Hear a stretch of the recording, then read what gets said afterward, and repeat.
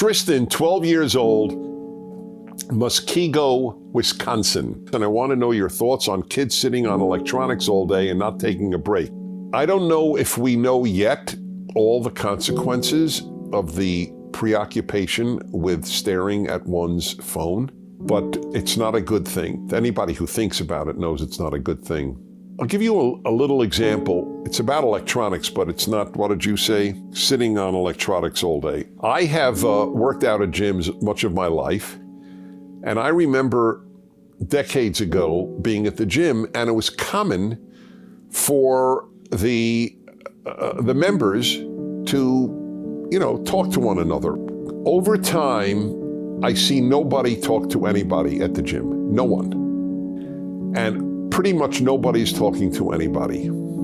There is an art to relating to people. It is one of the great joys of life to relate to other people. We are meant to relate to other people. To the extent that electronics diminishes the time that we would have spent talking to a person, a friend, a relative, family member, it is a real problem. So I don't have anything brilliant to add that hasn't been said by many others about the crisis of the immersion in the world of electronics. But when I'm in line at the airport, I try to talk to people in line. I think it's a beautiful thing to talk to strangers. It's a habit of mine. It is a habit I cultivate. It's a good thing for me. It's a good thing for the person.